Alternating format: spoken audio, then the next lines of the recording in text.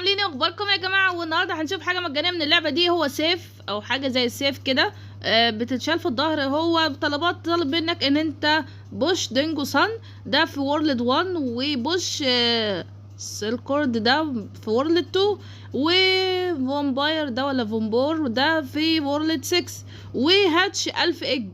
عايز ده البوش ده تعمل 100، وتاني واحد تعمل 50، وتالت واحد تعمل 25. انا طبعا كل ده ولسه في وورلد 2 يا جماعه، اللي هو المفروض ان انا ازق اللي هو ده اللي هو ده تاني واحد ده انا زقته مرتين، تالت واحد ده لسه انا في وورلد 2 يا جماعه. فاحنا دلوقتي انا في وورلد 1 مثلا، هو طالب مني ان انا ازق ده 100 مره. شايفين ده المفروض ازقه 100 مره، تمام؟ ده المفروض ان انا ازقه 100 مره. ولما تروح وورلد 2 استنوا كده، لو زقته ده 100 مره والتاني 50 مره، واللي في وورلد 6 ده تزقوه 25 مره وتفتحوا 1000 بيضه.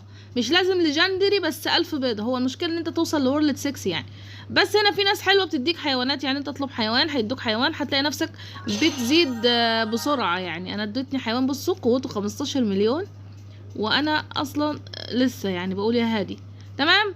فانت تطلب حيوانات، هتلاقي في ناس بتدي حيوانات بقى، انت لو حظك وقع مع ناس كويسه، تمام؟ ورجعت لكم تاني يا جماعه من الماب دي. طبعا الماب دي احنا عارفينها من المره اللي فاتت، هي بتنزل حاجات مجانيه على طول، دايركت بتنزل حاجات مجانيه.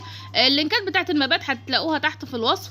الماب دي يا جماعه زي ما انا قلت لكم، حاولوا بقدر الامكان تبقوا مستوى عالي، لان الماب دي بتنزل كل شويه زي ما انتم شايفين حاجات مجانيه. طول المطلوب منك اللي هو تعمل الباف نوب بوس ده، والكاوبوي بوس، والياتي، اللي هي معظم الطلبات اللي بتطلبها على طول، دايما بتطلب الطلبات دي.